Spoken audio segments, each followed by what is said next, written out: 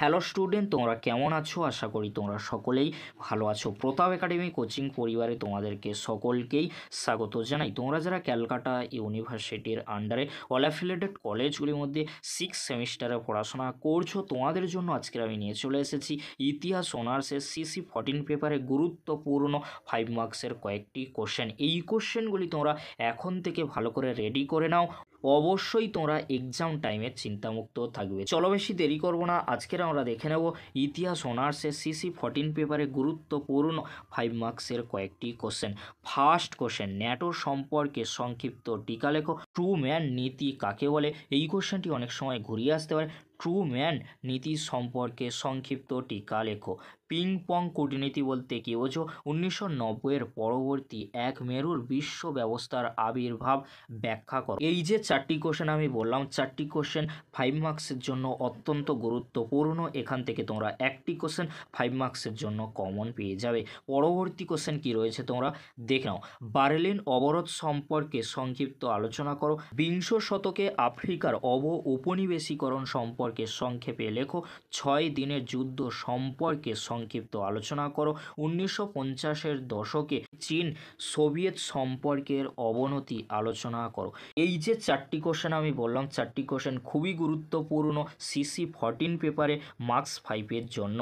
পরবর্তী কোশ্চেন কি রয়েছে তোমরা দেখে নাও। সোভিয়েত রাশিয়ার ইতিহাসে পেরোস্ত্রয়িকার তাৎপর্য বিশ্লেষণ করো, বা কোশ্চেনটি অনেক সময় ঘুরিয়ে আসতে পারে। পেরোস্ত্রয়িকা সম্পর্কে সংক্ষিপ্ত আলোচনা করো। হাঙ্গেরীয় সংকট নিয়ে সংক্ষেপে আলোচনা করো। 1990 থেকে 91 সালের উপদ্বীপের যুদ্ধে প্রেক্ষাপট সংক্ষেপে আলোচনা করো। মার্শাল পরিকল্পনা সম্পর্কে সংক্ষিপ্ত টিকা লেখো। এই যে 4টি কোশ্চেন বললাম, 4টি কোশ্চেন 5 মার্কসের জন্য অত্যন্ত গুরুত্বপূর্ণ। এবারে তোমরা দেখে নাও 5 মার্কসের জন্য কিছু সাপোর্টিং কোশ্চেন, যে কোশ্চেনগুলি খুবই গুরুত্বপূর্ণ রয়েছে। গ্লাস্ত নথ সম্পর্কে টিকা লেখো। কমেনকন সম্পর্কে টিকা লেখো। পার্ল হারবার ঘটনা সম্পর্কে লেখো। WTO সম্পর্কে টিকা লেখো। এই যে কোশ্চেনগুলি বললাম, এই কোশ্চেনগুলি কিন্তু খুবই গুরুত্বপূর্ণ রয়েছে। এই যে সাপোর্টিং কোশ্চেন আর গুরুত্বপূর্ণ কোশ্চেন, এই কোশ্চেনগুলি থেকে 5 মার্কসের জন্য কোশ্চেন এক্সামে আসার সম্ভাবনা প্রবল থেকে প্রবলতর রয়েছে।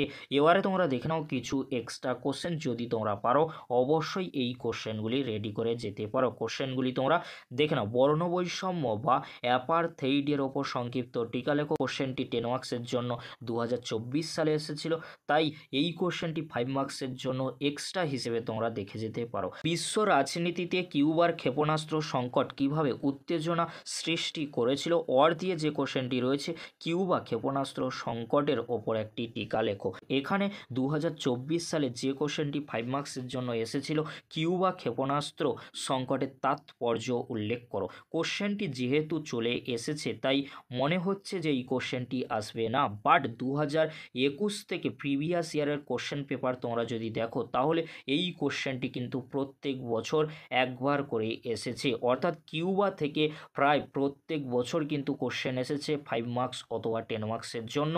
সেই জন্য তোমাদেরকে বলবো, তোমরা যদি পারো অবশ্যই কিউবা ক্ষেপণাস্ত্র সংকটের ওপর একটি টিকা লেখো, এই কোশ্চেনটি রেডি করতে পারো। পরবর্তী যে কোশ্চেনটি রয়েছে, সুয়েজ সংকট সম্পর্কে সংক্ষিপ্ত আলোচনা করো।